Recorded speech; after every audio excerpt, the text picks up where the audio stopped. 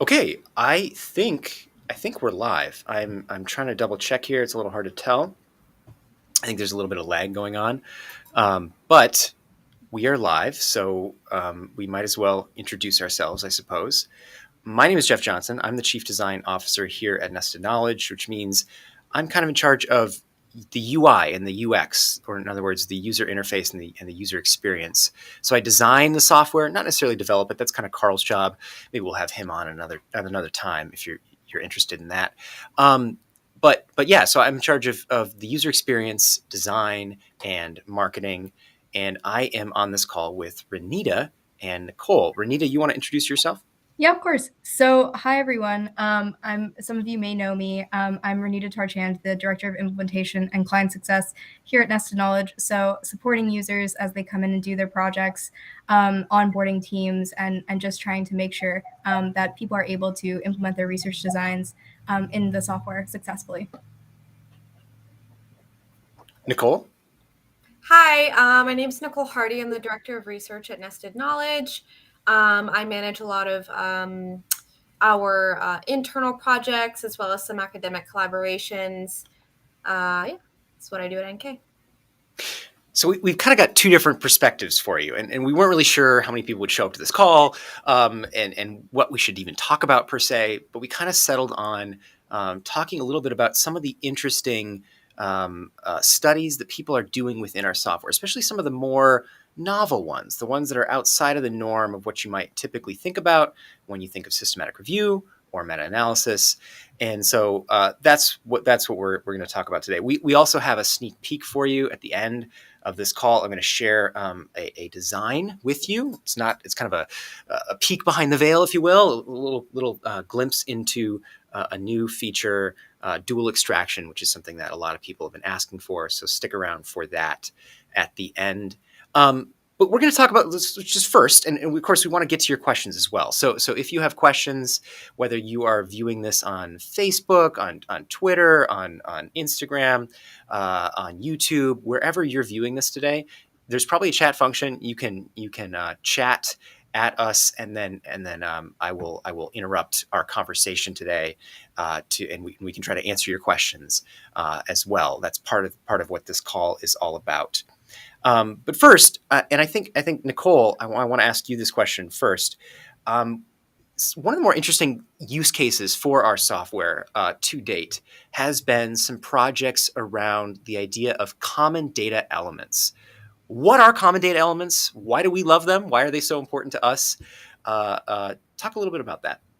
Absolutely.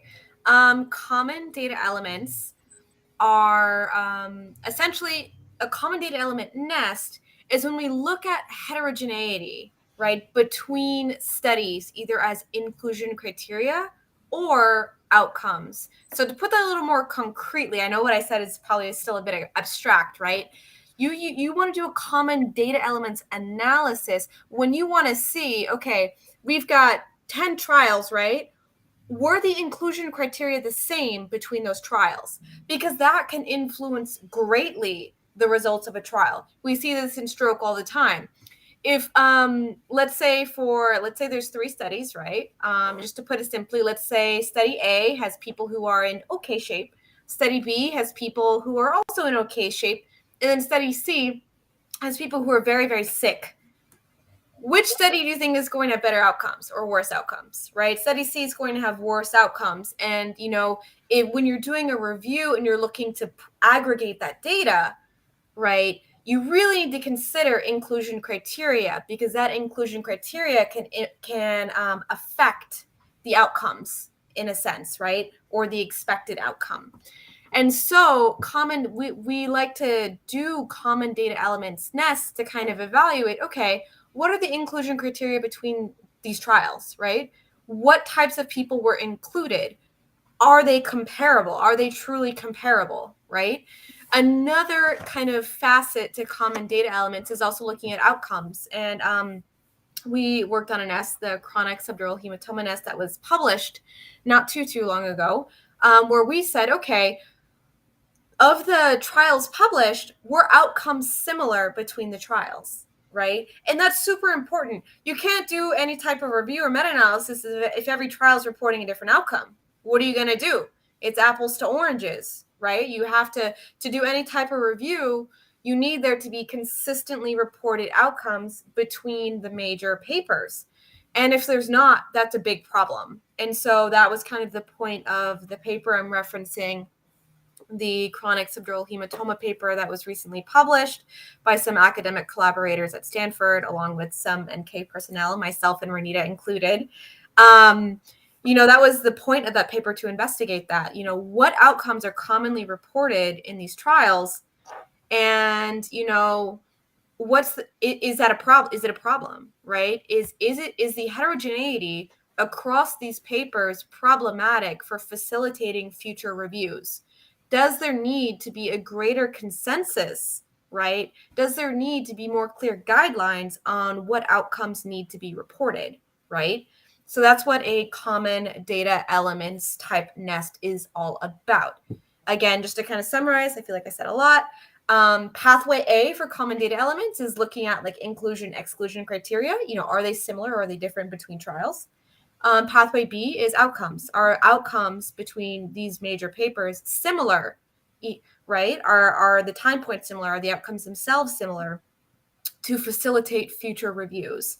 With the main point being to make proper recommendations on how trials should be run in the future to facilitate greater, higher quality and a greater number of reviews. Great explanation. I feel like I almost sort of get it, even though I'm just the designer and not necessarily a full-fledged researcher, so to speak. I want to give you a chance, Nicole, to kind of give us an example of something like this, like what you're talking about in our software, a nest, if you will, which is what we call reviews in our platform, Nested Knowledge. Yeah, we've got a question here. So I'm just going to show this just briefly. I'm not sure if this is displaying or not. I'll just read it to you. What do the deliverables look like with NK for this type of nest? That's a great question. I'm going to get into that in just a second with both of you, I think. But I want to give Renita a chance to kind of talk a little bit about what the implications are for the industry. So if you think about it, Nicole has been on our research team. She's been working on a lot of just different academic papers, some client projects as well, but she kind of represents maybe the academic use case for common data elements. Renita is director of client success, right? So she works with a lot of our industry partners and clients. Renita, what are kind of the implications of common data elements for industry, for pharma, for med device, that sort of thing? Yeah, thanks, Jeff. So like we were talking about earlier, this is just one of the type of research designs we can do. So, systematic literature review can encompass so many different things, and we do say that and Nested Knowledge is a systematic literature review, platform. But when we think about like a common data elements nest and the qualitative nature of one, where we're not necessarily looking at actual data or quantitative data, but we're actually thinking to see how are things being designed, how are these randomized control trials, being measured in terms of their outcomes or in terms of who they're including, and that is so valuable when you're trying to think about, okay, well, historically, these are the outcomes or these are the inclusion criteria that have been, displayed in the past. Now that I'm thinking of going and maybe doing some clinical trial planning, maybe as a contract research organization or as a bio device company or a pharma company thinking to design a clinical trial, this can be so helpful in informing how that trial should be planned. I'm sure people in our audience know that when it comes to clinical trial planning or submitting to an IRB or trying to get approval for a clinical trial, whether that's phase 1, 2, 3, it's an intensive process and it takes a lot of work and a lot of diligence on the part of the design and the planning, and this is a really valuable tool in assisting in that. Awesome. I don't want to reveal too much. We did a case study recently with these two Stanford docs who have been very prolific, actually, in publishing in our software. We're going to reveal that case study as soon as it's written up and done. That'll be linked on our website, and maybe we'll have those two on at some point. I would love that, to have them on live with us and have that conversation. But they were saying some really interesting things about how doctors get information right now, and how just kind of difficult it can be to find really up-to-date information and really comprehensive information. And so they have been kind of using nested knowledge as a way to inform their own practice. Anyway, I don't want to speak too much for them. I'll let that kind of stand on its own. But if that's interesting to this audience, maybe we'll have them on at some point and talk a little bit about that. Nicole, why don't you share kind of an example of what a common data elements nest would look like in nested knowledge? Absolutely. Let me share my screen.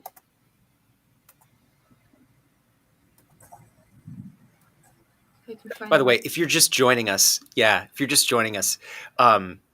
nested knowledge is free to use. I don't know what our audience looks like today, but if you want to come in and create one review, you can do so for free. After that, it's a paid product.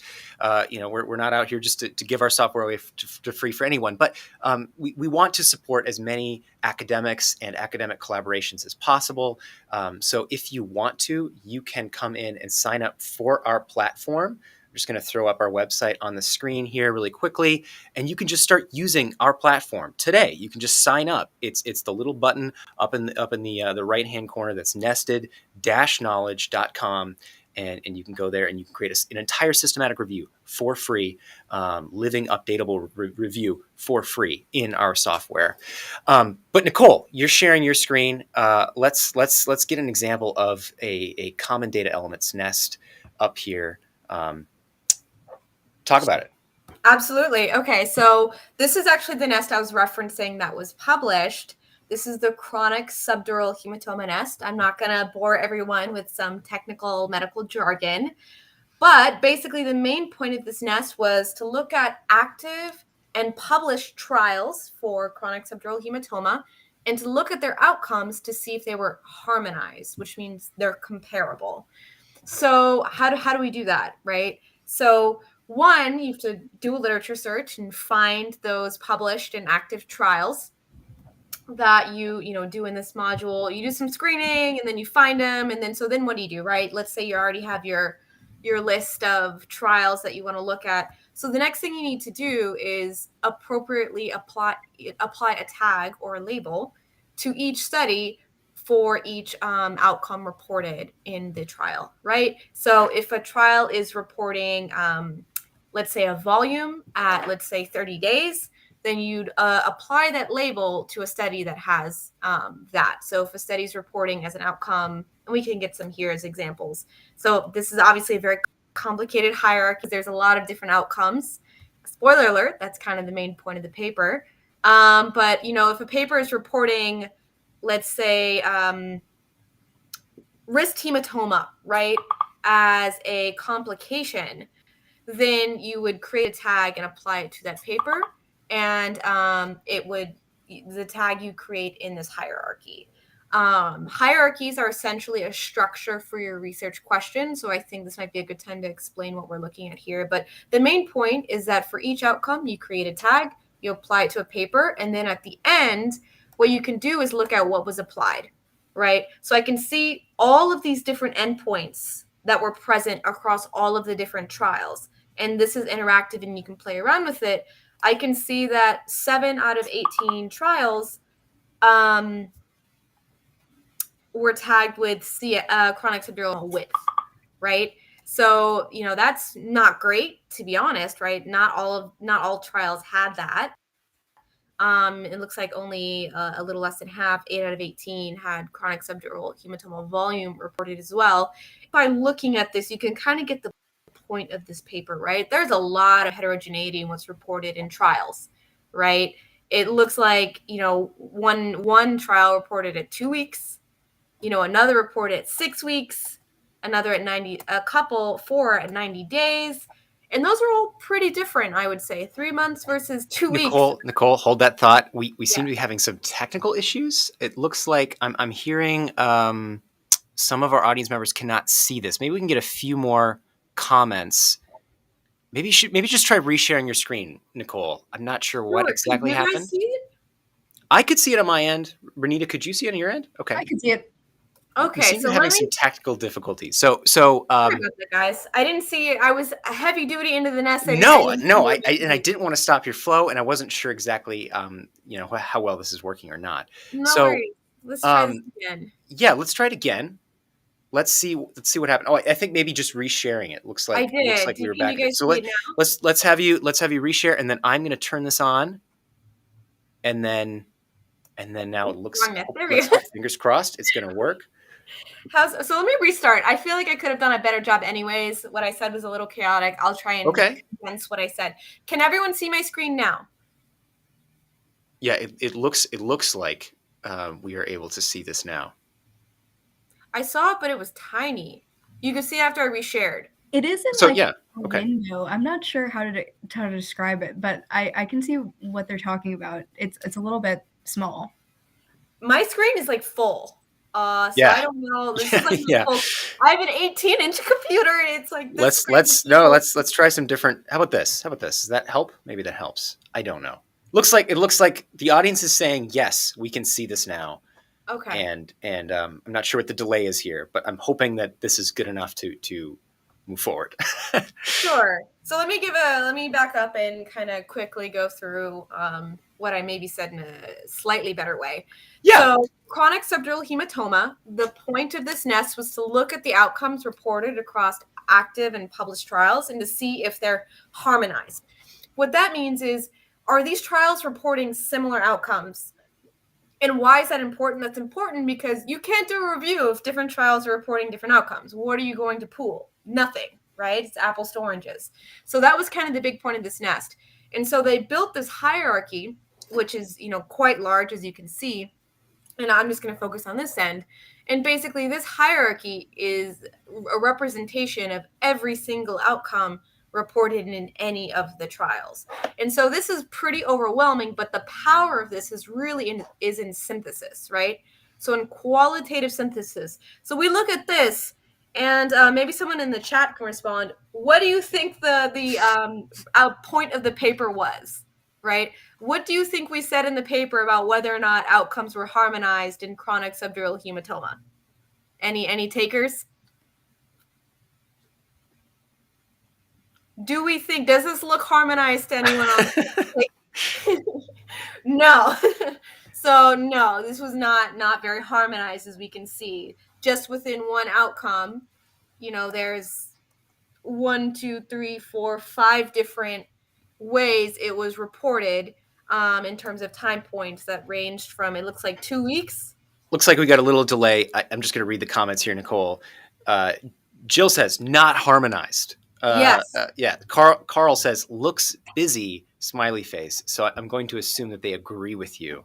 Yeah. But yeah, we got a little bit of a delay going. So anyway, audience participation might be a little bit limited. I do want your questions though. If you have questions, just put them in the chat and we will answer them. All right. Yeah, well, go ahead. Good for me to know. But yeah, basically that's kind of the main takeaway of this paper is that it's not very harmonized, and that's a big problem for reviews, right? This is, chronic subdural hematoma width at 6 months. This is 2 weeks. I'm not a doctor, but I can imagine that healing at 2 weeks versus 6 months is very, very different, right? Can we even aggregate that data? Probably not. And so that was really the biggest takeaway. And so nested knowledge is a very powerful tool for visualizing exactly what this is, right? How homogeneous or, heterogeneous is the data, right? And this is a very powerful interactive tool to immediately figure that out, right? And how is this built? It doesn't come from nowhere. It's a lot of work. So it's built from this hierarchy, which is all created, one by one by creating tags for papers, right? So you read a paper, and let's say you see chronic subdural hematoma width at 2 weeks, you would add the tag, and put it in the hierarchy. And the structure of the hierarchy should reflect the structure of your research question. But I'll stop there. I feel like I've talked a lot. Well, yeah, I want to follow up on a couple things you've said here, Nicole, because there's a lot of information going on here, and I think one of the things that's maybe not super well understood about our software when people first come into it, start using it, and start trying it out, is what it means to have a hierarchical tagging structure. And that is, I think, one of the more powerful features of our software. It's one of those features we are still refining on our end and trying to design and perfect and make better. But it's part of I think nested knowledge is strength, because a lot of other softwares in the systematic review space simply offer a flat tagging hierarchy. In other words, yeah, you can tag studies, you can even tag or highlight full text and bring that text in as tags, but they're typically flat. In other words, you're just tagging the study, and you're not necessarily tagging or categorizing the relationships between tags always. And I think that's something that I want to give you a chance to respond to, Nicole. But first, I want to pull Renita in, and Renita, also, I want to give you a space to kind of talk a little bit about how some of our clients don't necessarily need or want the sunburst diagram, and how that's okay because we have manuscript, we have updatable tables. So do you want to just talk a little bit about that in the context of common data elements? Yeah, I would love to. So I think I'll start with the hierarchy. So if Nicole wouldn't mind kind of going to that configure study tags page. And so what I like to think about the hierarchy as kind of as the research design. So, almost like the beating heartbeat a beat of any research paper, and kind of what gives it its foundation is going to be what design do you try to implement. So whether that's a traditional systematic literature review with meta-analysis component, or a common data elements nest like this, cost effectiveness, any sort of kind of design, nested knowledge is able to support like this type of variety across different research designs because of our ability to configure the hierarchy to the user and their specific project.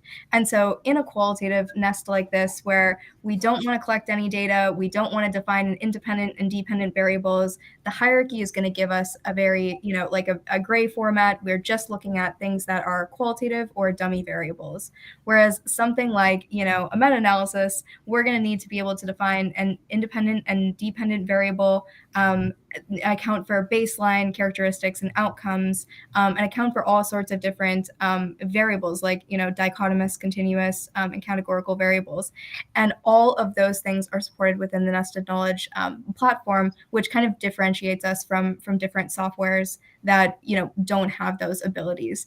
And so when we look at a hierarchy like this, we can think about what variables am I really interested in talking about in my paper, how do they fit into my design, and we're able to implement it just by creating this and contributing to it. As for the updatable tables and the different type of deliverables we offer for a nest like this, a great strength if you were trying to, say, how am I going to summarize all of these different outcomes, or how am I going to, provide a very good, summary of all the different qualitative tags and all of this different, snippets of literature that are going to inform us about how things are measured, maybe things like how a dose was administered or how an inclusion criteria was defined. And like Nicole showed earlier, we have that great interactive visual to make the write-up a lot easier and to kind of be able to see and explore our literature in a really, hands-on kind of way that you can't get with a static PDF. But we also don't want to say that, static PDFs are completely unnecessary. And so in our manuscript editor, we have tools where, as you're working in these workflows, the visualizations are automatically going to be, brought up for you or configured like you see here in an updatable table. And so you have a lot of different outputs that you can get with just a few clicks. Got it. Okay, so let's talk a little bit about that. So there's a relationship within our platform between the updatable tables and the qualitative synthesis, and then the interaction that you do at the tagging stage.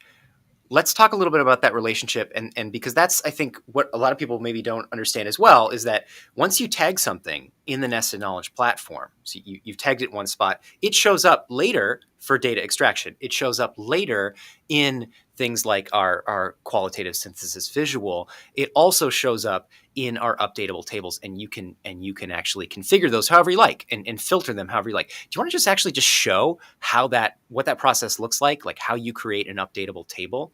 I think Sure. Nicole is in charge of the screen, so maybe Nicole does it. That's maybe the easiest way to do this. Sure, yeah. So creating an updatable table is quite easy. So you click on first manuscript editor on the left-hand side under the synthesis panel, and then at the top you'll see a table with a plus sign.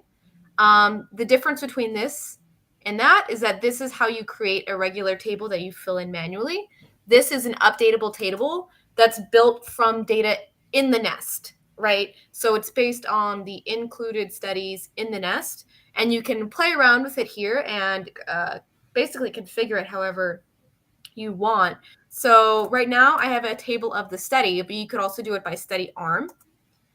Oops, sorry. That there's no arms really in this case, but anyway, so study. But you could, if you had a more traditional nest where, let's say, you're comparing two different pharmacological treatments, you could, by study arm, have the data represented here instead of by study. You can also filter. So if you only want to look at, let's say we want to only look at published studies, then these are the 3 published studies in our nest. As you can see, the majority, so 15 out of 18, are active trials in this case. And then you can add columns. So let's actually add columns by tags.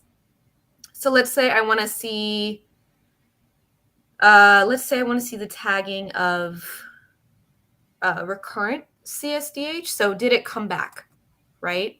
So then I can update this. And as you can see, this is the table I just created, the one with the blue line around it.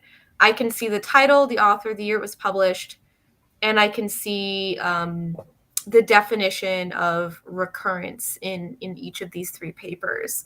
So this is how you create an updatable table. And so what makes it updatable, I think this is a very important point to make Yep, clear. I was about to ask. Yep. Yeah, is that, let's say, so it's actually a good example. There's a little bit of screening here left to do. If I end up including one of those studies and I tag it, it will automatically update the table. Like, the software will automatically update the table to include the respective information, right? So if one of these papers in the nest is a published trial and I do the tagging for it, it'll pop up in this table, which is really cool. So you don't need to manually go back and add that row. It'll update automatically for you. Very cool. And if I can, I think too that I'm really glad Nicole touched on updatability, just because for a lot of our clients, as we're thinking about, all these kind of CERs or maybe kind of pharma documents that are being produced, we want to be able to not necessarily have to redo an entire study, but maybe we just want to update it on a monthly or a yearly basis. And Nested Knowledge is able to do that in not just in updatable tables, but also in automatically running the search on different schedules to allow for new literature to be entered into the nest. Right. Not that it does it automatically. I think that's another thing that a lot of people are confused about. Does Nested Knowledge just automatically update your nest? Well, no. I mean, the hard part about it, right, is automation is that people don't trust it necessarily, right? So we're sure to make sure that there's always kind of an expert opinion at every stage. That's how a study moves through our system from the search. The search is created manually, and then you set up exactly what you want that query to look like, and an expert screens that and oftentimes if it's just you in that nest, it's just you doing all the work, and it does require some work. But what you end up with are kind of these other benefits to using our software over something like Excel. It's really the strength of our platform lies in how every step works with every other step. I want to go to a comment here, just in the chat. Kristen asks, "What does a harmonized nest look like here?" And really, that's actually kind of an existential question. How do you harmonize all of these very just disparate all these different metrics that you've gathered within your hierarchy? Maybe that's a multi-day conversation to really talk about, depending on kind of which field of medicine you're even talking about. But maybe Nicole, looks like you have an idea. How do Yeah, you harmonize? How do you do that? yeah. Great. First of all, great question. I really appreciate the engagement. Um, so what does a harmonized nest look like? This is a better example, right? So let's look at this one really quick. Let's put them side by side. Yep. Um, Obviously, there's nothing that's perfect in this world, unfortunately, but comparing this to this, I would say night and day, right? Even just looking at some of these outcomes, like let's look at MRS 0 to 2. For MRS 0 to 2, 23 studies were tagged, right, with that, and all of them, I believe, were at 90 days. So that is a very harmonized outcome, right? MRS 0 to 2 is always reported at 90 days in the paper. So that's great. And for those of you who are familiar with the stroke literature, that's probably not very surprising, right? MRS 0 to 2 at 90 days is very, very commonly reported. And, mortality, right? 25 studies report mortality, 23 reported at 90 days. Also not very surprising, right? So this is a much, much more harmonized nest. However, like there are pieces of it where I think an argument can be made, improvement is necessary. And I think everyone knows where I'm going with this. Let's look at Tiki. Tiki is definitely something that has potential to be amazing and clear, but then there's so many different types, right? So there's M Tiki, so modified Tiki, there's O Tiki, there's E Tiki, there's all the Tikis, right? And as you can see, there's not a lot of harmonization between them. And there are important distinctions between M-Tiki and O-Tiki and E-Tiki, really. So, it's important to know what a paper is reporting, right? And unfortunately, it's not very harmonized. So while there's a lot of success in some outcomes, like MRS, I'd say is pretty good, right? In others, it's kind of abysmal, right? Like looking at Tiki, it's like big yikes. This could be greatly improved. And I think it's a very strong argument for people to stop coming up with new Tikis and to, create a consensus over, what Tiki we want to move forward with for future trials to facilitate, as I said, reviews and meta-analyses in the future. Hopefully that addresses the question. Did you hear that little bit at the end there? Like it was almost like a call to action. I heard it like a call to action to pharma, to med device, to really communicate better. Is that what I'm hearing, Nicole? That's exactly are what you it going is. so far as to say, clinical trials should be planned a little bit better Yes. and talk to one another? Yes, Is that really what we're saying? 100%. Okay. That's exactly right, Jeff. Yeah, these papers are calls to action. All of these, common data elements papers, they are exactly that. They're calls to action for people planning clinical trials to really think about what's already out there, right? Because what is the point of a trial, right? What is? Right. Are we saying that with one trial, right, there's sufficient evidence to make a permanent recommendation, an irrefutable recommendation, medical recommendation? Of course not. Right. It's very rare where there's like one trial and we're like, okay, never mind, everything's changed. We're doing this now, right? Usually it takes many trials to form a consensus around a medical recommendation. And if there's many trials going on and they're all reporting different outcomes, what consensus are we going to be able to come to if we can't actually aggregate the data and perform any type of meta-analysis or even systematic review, right? Right. So that's kind of the fundamental problem here. It's a huge call to action because it's imperative, really, that we organize ourselves collectively to do trials that will have information that will be useful later down the line, right? In conjunction with other trials that are going on in parallel or may happen in the future. Right. And in talking to some of the doctors who have been in charge or working on and publishing these types of papers, my impression, my takeaway is that they are frustrated sometimes with the lack of consensus on some of these data elements, because they are the ones who are in the field. Like they are out there in hospitals making decisions based upon oftentimes what amounts to like, you know, like a mentor, or some experience that they've had, right? And oftentimes they would much rather have really comprehensive evidence to back the decisions that they make. That's you feel a lot better about that when you go to sleep at night, right? After a long shift, and you're making these kinds of decisions. Is that always feasible though? So you were talking a little bit about some of these, some of these are obviously in this nest are working out really well because they are kind of amenable to harmonization already, just by the nature of the literature, the nature of that particular field of medicine. Some of them are not though. So how feasible is that? Maybe use this stroke nest as an example, but also just more generally, is it always feasible to combine those sorts of data elements together, or is it there's some cases where we really need to keep them separate because there are valuable things that each one is capturing? If that makes sense. Yeah, that's a great question. So for the case of Tiki, I'll speak very concretely here. O-Tiki 2B3 is not the same and cannot realistically be combined with M-Tiki 2B3. One reflects greater than 50% reperfusion, and the other reflects greater than 2/3 reperfusion. That's actually pretty different, right? If we're talking about, strokes, you've got a clot in a vessel blocking flow. The difference between, it's 50% blocked versus, 2/3, it's very different, right? The difference between 50% and 2/3. So those cannot be combined. And in general, like the reason why we create these different tags is because they cannot be combined. So by nature, we are already suspicious of combining these things. There are things that can be combined. M-Tiki3 and Tiki3 are the same thing.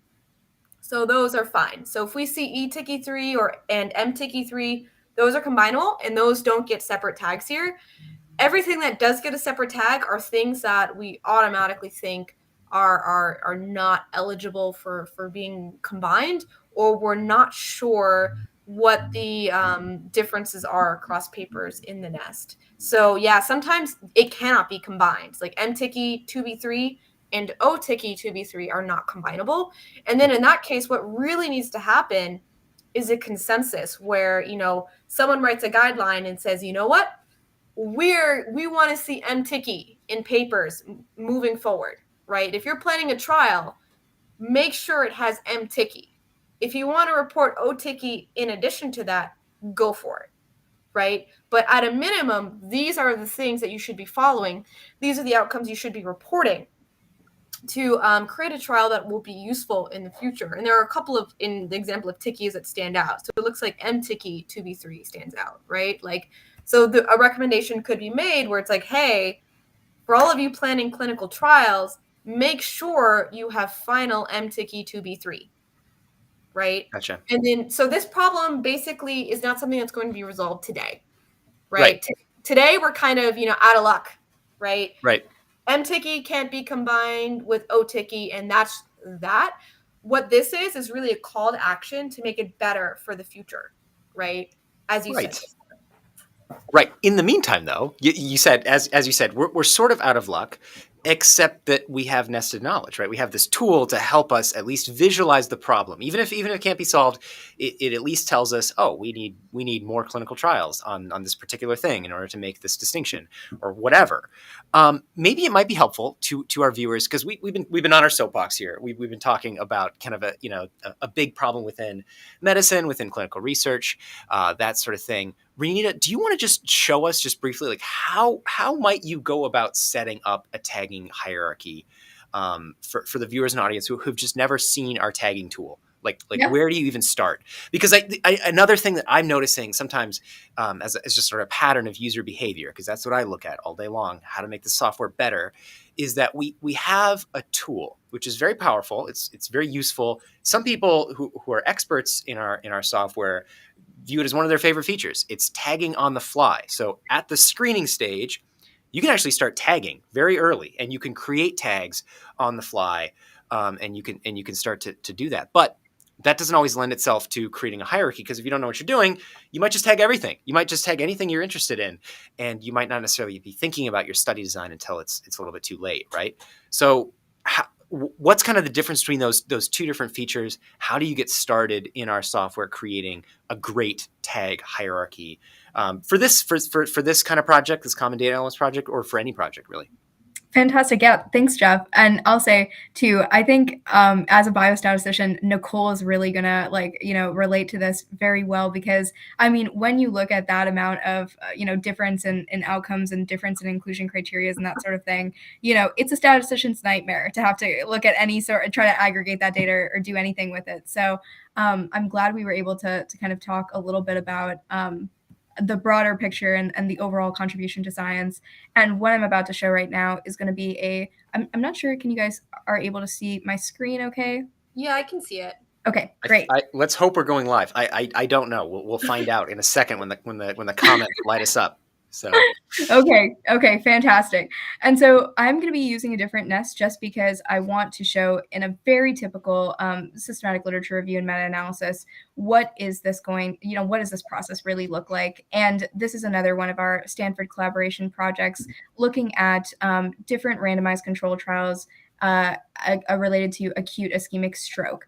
And so when we go to the tagging hierarchy for this one, we're going to see, this looks very different from the gray that we saw in the common data elements nest. And that's because this research design is incorporating different types of variables, right? And so we've got our PICO on top here. So our patient characteristics, interventions, comparators and outcomes. We've also got things that are going to be qualitative. So they're going to be in gray, such as study details. Study details, we can't collect any sort of numbers for, but we certainly can, take an text excerpt and tag that to provide, things like the types of SICH or, the different methods that are used in a given study. The other colors here is going to be like for our purple ones, those are going to be our independent variables. So things like interventions, maybe different populations, independent variables of those kinds. And our yellow variables are going to be dependent variables. So things like maybe a baseline characteristic, such as diabetes, or an outcome such as, TICI or distal emboli. And of course, within the software, we're able to, for those yellow data elements, we're able to say what kind of variable or what kind of data are we actually trying to collect for them. So, do we want it to be something like a continuous measure, like a mean or a median? Do we want it to be maybe categorical? So different categories, or maybe dichotomous, so just the number of people that experience that specific, outcome or baseline characteristic. And I know that we're talking a lot in the abstract about, what does it look like when we tag something, or, what does it produce when we tag something? But I would like to show, as Jeff mentioned, how do you actually go about tagging something, and of course, what do you tag? And so for this project, we're just going to go into our study inspector. And this is going to be you can think of it like a library of all the studies within a nest. So whether they've been included or excluded, any study that has resulted from any of our literature searches can be found in the study inspector. And so let's look at one that was actually included. So I'm going to go ahead and filter to all the included studies. And we can see these are the 15 included studies, and we'll just go to this first one here. And if I was for say a researcher going in here and trying to tag this study, I would be thinking, what am I trying to qualitatively report? So maybe am I trying to, produce some sort of table saying what the inclusion exclusion criteria was, or maybe the dose or the method of which something was administered. I can just use this right here as an example. So maybe I'm trying to say something about, all the patients within a trial or something like that. I could just highlight this text excerpt right here. And we can see that it's going to just populate in this field right here. And if I wanted to, let's say, select a tag, I will say maybe patient information or something like along those lines. And you can see that, we didn't have a specific tag talking about, how many people completed the study or how many people made it to, a follow-up period. But I can go ahead and add the option of, patient information right here. It'll allow me to configure it within the hierarchy. So if I wanted to give it a parent tag of being like a patient characteristic, I could. Let's see where we could put this. Maybe as an outcome. Or actually, I'll put it under study details. And I'll just go ahead and hit create. So, so we can go ahead and apply that tag as it is with the text excerpt, and it'll allow us to always be able to find out where in the PDF that information was reported. As you guys can probably see, a lot of these tags have different levels of detail. So something like mortality, we know is also going to be collected as a quantitative data element. So maybe it's not as important to find in the PDF where it's specifically stated how mortality was measured. We know that it's going to be reported as a quantitative data element, so maybe we don't provide as much detail for that one. But something like the patient information or the methods or the method of how patients were randomly assigned or given a treatment, that's for sure something that we might want to use as a qualitative data element. So usually at this point, I would say I would stop and ask for any questions. But I think if I guess if there were questions, I would have heard from them in the chat. Is that right, Jeff? Yeah. It looks like we don't have any questions. I will say too, though, we have some kind of some resources for supporting you. We are aware that if you're probably watching this on YouTube right now, our YouTube channel is a little bit out of date. We're continuously updating and improving our software, and so we're making some new videos. So if you can't quite see this in the live stream, if something has happened on the live stream, you can always reach out to Renita, actually, on our support page. You could email us at it's support@nested-knowledge.com. You can just email us there. Otherwise, you can just visit this URL right here, and you can go to our support page, and you can see some helpful articles written by Nicole, actually, almost more often than not. And we can kind of try to help you walk through this process if you do have questions. Like, let's say you're watching this live stream after the fact, and you're wondering, how do I do this myself? Renita has sort of walked me through it. Now I need some additional support. Let us know. Shoot us an email. Check out that support page, and we've got a ton of helpful resources for you on that page. We are just about out of time. Is there anything else that you two want to talk about when it comes to common data elements? You're both, from my understanding of where you want to head. Nicole, you're already accepted medical school. You're heading off to medical school as a doctor. Renita, I don't know whether you want to be in research forever or if you want to go out into your own practice or whatever. What do you think medicine should do with common data elements? What do you think clinical research should do with common data elements? I don't know. Take that however you want. We got a couple minutes to just talk about that. Common data elements. Why are they important? What should we do with them? Renita, do you want to answer from the industry side, and I can answer from the medicine side? Sure. Yeah, that'd be great. Do you want to go? Should I go first? Oh yeah, you go first. You go first. Okay, great. So from health economics, or if you're doing any sort of HEOR, maybe you're an HEOR kind of in a department or anything like that, or maybe you're just a researcher, or even if you're just sitting down and you're saying, okay, I'm in a research methods class, I've got to write this protocol for an RCT, which I'll tell you is a very real situation that somebody can find themselves in. This is something that I think, how do you go about actually designing a trial like that? There are a lot of parts to it. A lot of people end up reviewing a protocol like that, whether you're in a research methods class or whether you're doing this at a big pharma company.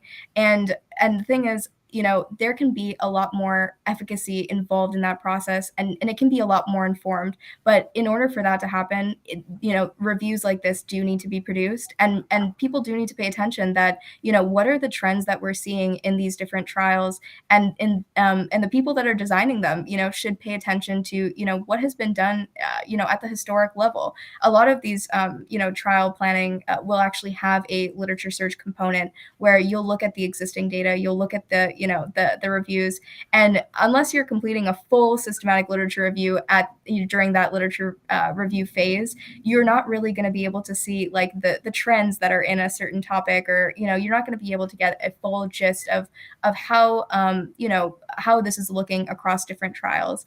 And so in terms of like how medicine should head or how research should head, this is just one of the ways that we can make things more informed. We can make things more based on actual history and actual research.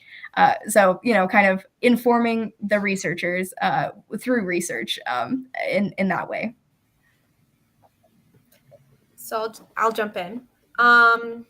So when I reflect on the direction I think medicine should be going, and really the quality of the evidence, right, and what's available to aggregate, the first thing I think about is the quality of evidence pyramid, and at the top of that pyramid sits meta-analyses.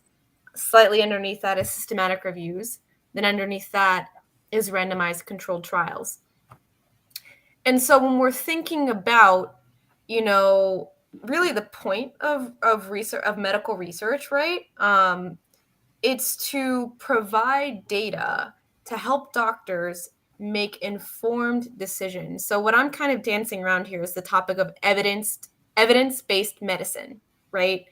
That whatever a physician is doing should be backed up by something more than thoughts and feelings. Right? It should be backed up by concrete data and by well-run trials, right?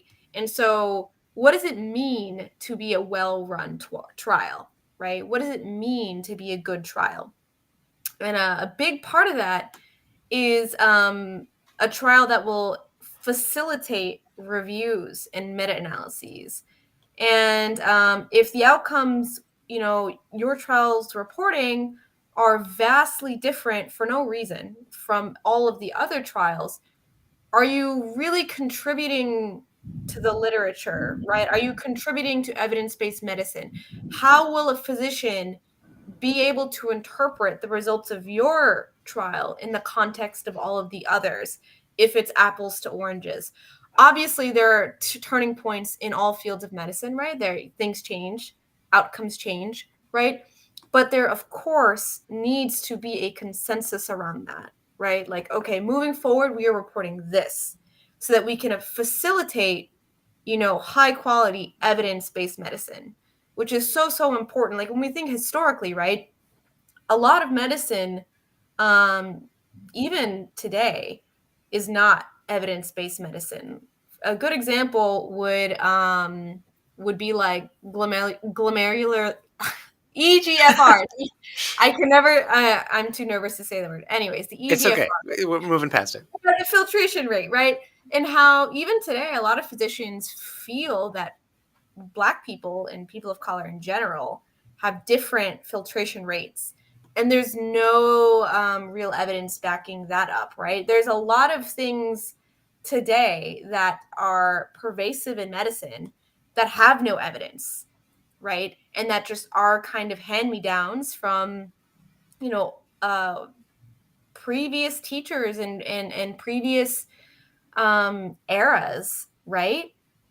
Previous perspectives on the human body and, the various intersections of, medicine and social aspects, race, gender, class, right? And really, it's imperative that we align ourselves to produce these high quality trials to facilitate evidence-based medicine as best as we can, because we've already seen like these issues pop up, right? We've seen them pop up. So why not do our part to design good trials that kind of get rid of that ugliness that's still in medicine, right? in big ways and in small ways, right? So that's kind of really where I think medicine should be going. It should be going towards evidence-based. We should be focusing on really developing high quality trials, representative trials. That's another thing where a lot of clinical trials do not represent sometimes the patient population well. Look at a lot of diabetes trials where the proportion of African American people is low when diabetes disproportionately affects the African American community. So, like, there's a lot of space to think critically about how we're designing trials. And a big piece of that is the outcomes we're reporting, right? So that's kind of my spiel there.